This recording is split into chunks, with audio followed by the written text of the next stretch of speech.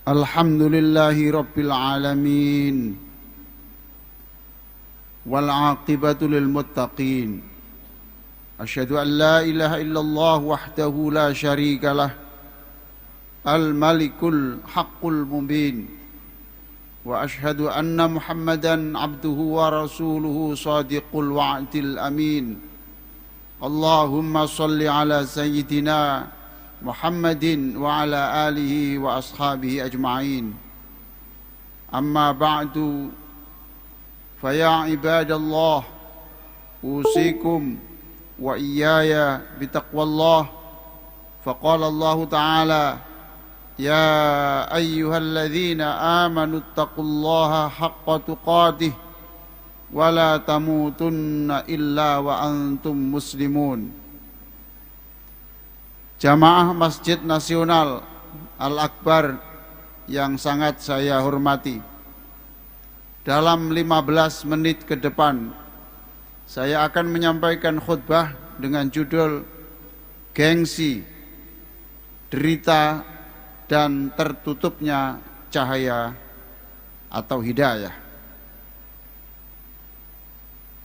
Hadirin, untuk mengupas topik ini saya sudah membaca buku Saifullah Al-Maslul Khalid bin Walid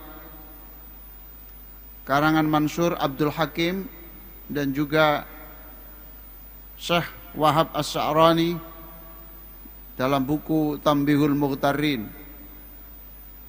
Sebagai pijakan khutbah ini saya sampaikan firman Allah di dalam surah Luqman ayat 18,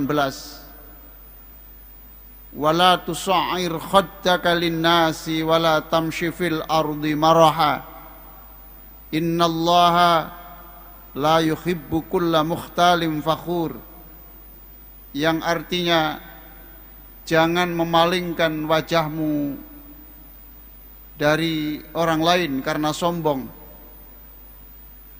dan jangan berjalan di muka bumi ini dengan angkuh.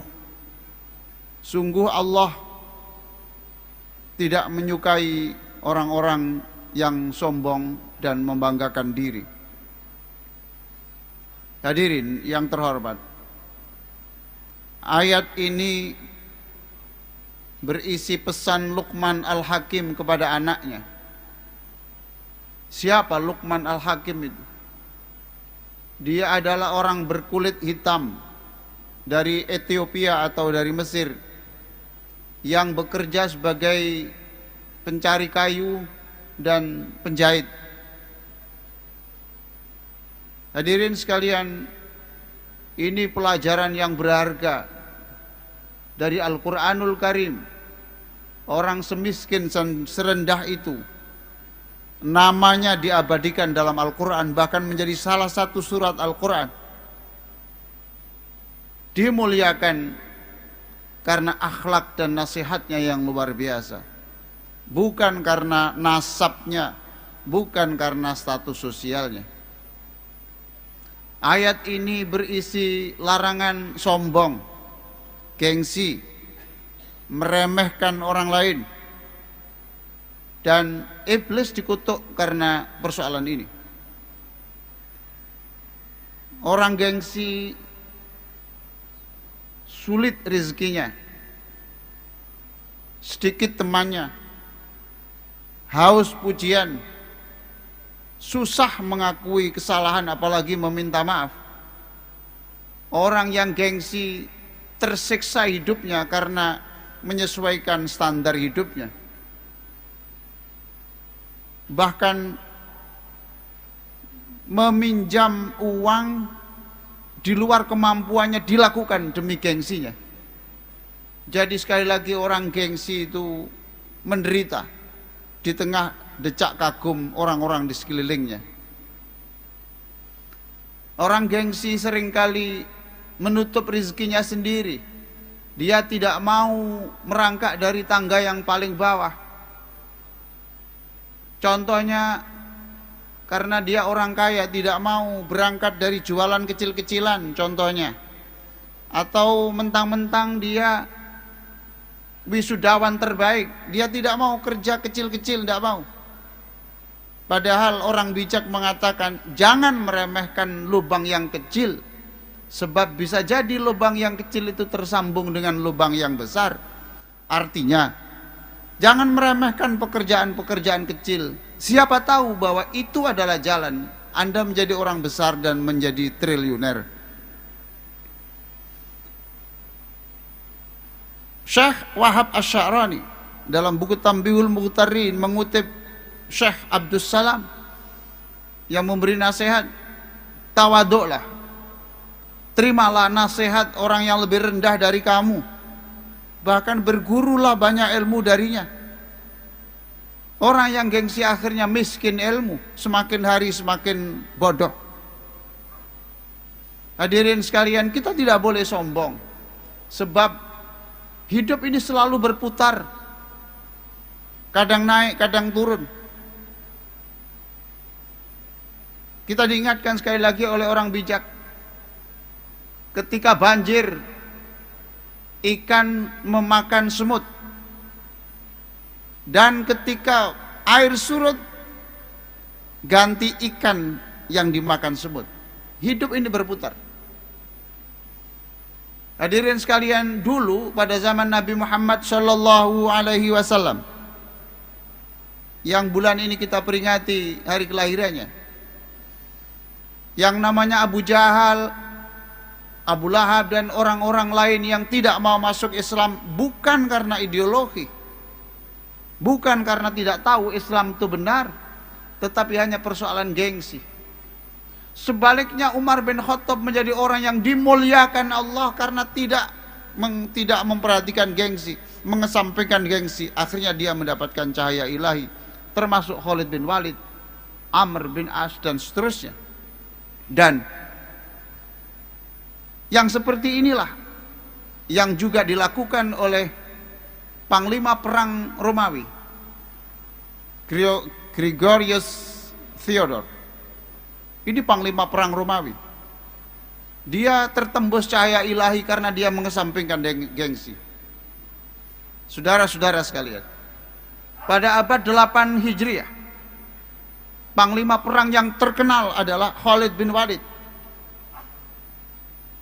Dulu ketika kafir, dialah tentara yang hebat, yang bisa mengalahkan tentara Rasulullah pada perang Uhud.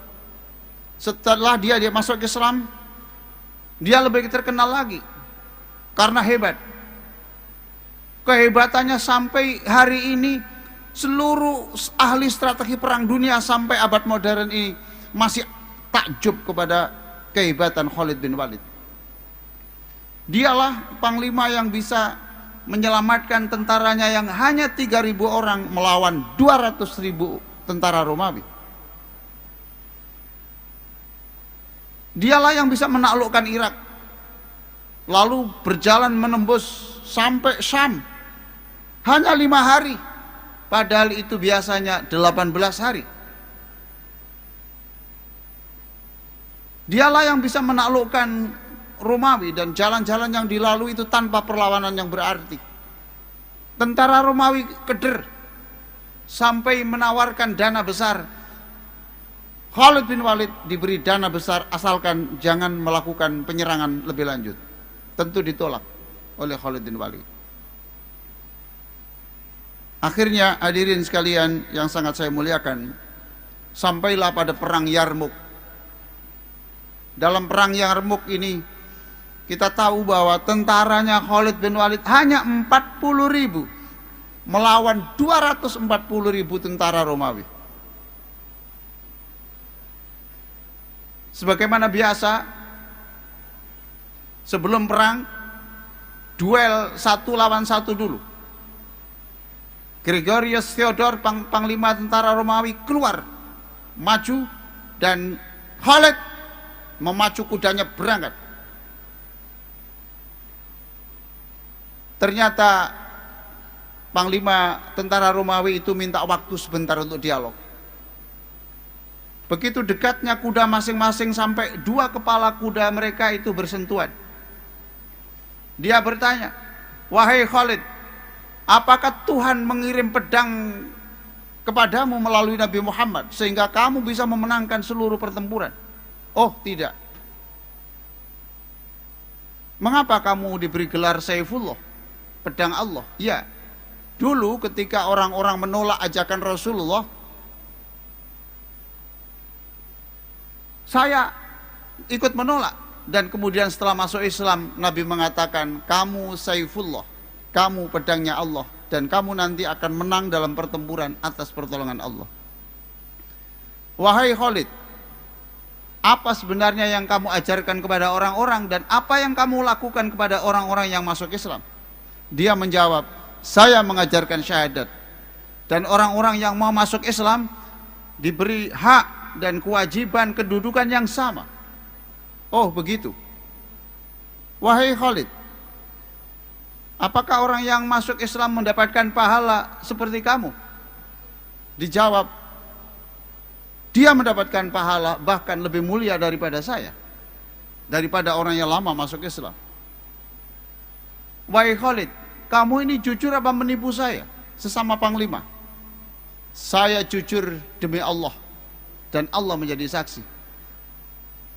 Kalau begitu, coba perhatikan, di depan tentara masing-masing, dua panglima tanpa gengsi, Gregorius Theodor mengatakan, kalau begitu ajari saya masuk Islam. Lalu panglima ini diajak ke tenda, disuruh mandi dulu, diajak sholat, kemudian melanjutkan peperangan. Tentara Romawi marah besar, bagaimana panglimanya ini ikut bergabung tentara Muslim. Ia dikejar, tetapi dihalau oleh tentara Muslim. Khalid bin Walid selamat, dan Gregorius Theodor, panglima Romawi ini, hari itu masuk Islam, dan hari itu mati syahid. Mengapa dia mendapatkan cahaya ilahi? Ya, karena dia mengesampingkan gengsi.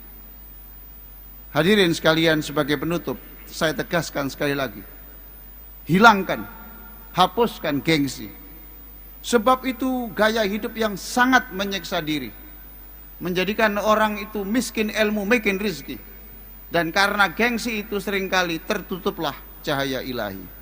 Aqulu qali hadza wa astaghfirullah li wa lakum wastaghfiruh innahu huwal ghafurur rahim.